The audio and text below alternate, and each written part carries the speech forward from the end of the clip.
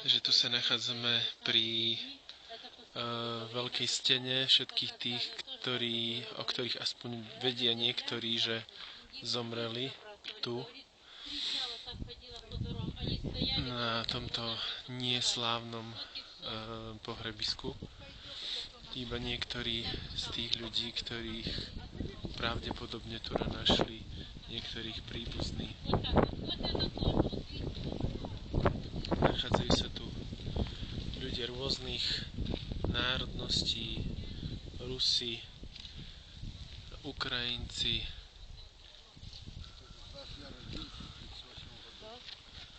ktokoľvek, ale aj katolíci, pravoslávni, moslimi, Buriati, akýkoľvek, ktokoľvek, za čo, prečo, za čo konkrétne boli títo ľudia odsúdení, zabití. Dosť veľa inteligencie a inteligentných ľudí zomrelo v tomto čase. Jednoducho len preto, lebo neboli v tom čase výhodní alebo niečo povedali na vtedajší politiku alebo vládu, čokoľvek, veľmi nebol žiadny problém. A potom všetkých týchto ľudí nahádzali do spoločných hrobov tu na, ako vidíte, a nič nikoho nepochované.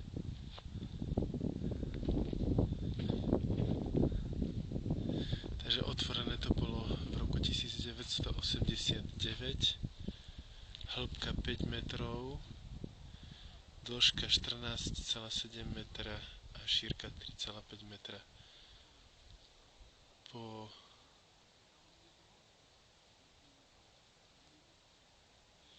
Keď sa celá táto veľká jama zaplnila mŕtvými telami zmučených a zabitých ľudí, potom sa všetko zasypalo zemou na 30-40 cm. Viacej nie. Takže toto je neslávna história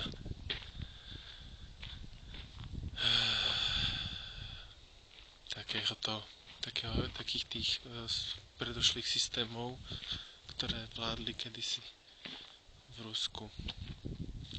A toto je pravdepodobne asi nejaký rabínsky.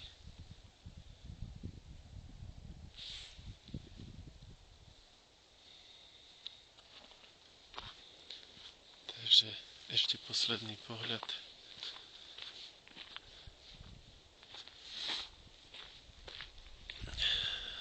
Na múr všetkých tých ľudí, o ktorých sú to možno stovky, možno tisíce, nikto poriadne nevie, koľko tu mohlo byť týchto ľudí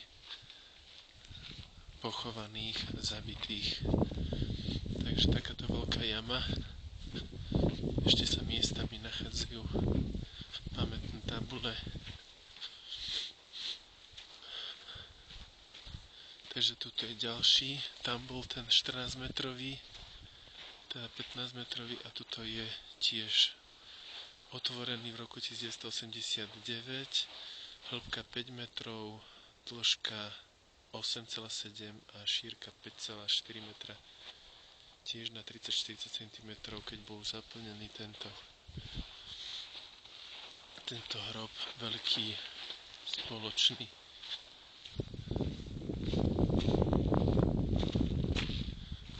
Zase ďalší, hĺbka 5 metrov, dĺžka 33 metrov, šírka 5,3, tiež na 30-40 cm, že pravdepodobne asi 3 také veľké jamy.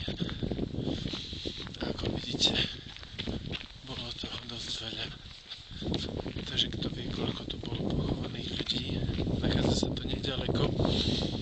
Práve tu, týmto smerom, ako vidíte, je letisko, končí tu práve letecká zóna. Ešte posledný pohľad na kríž. prechádzame. Už toto je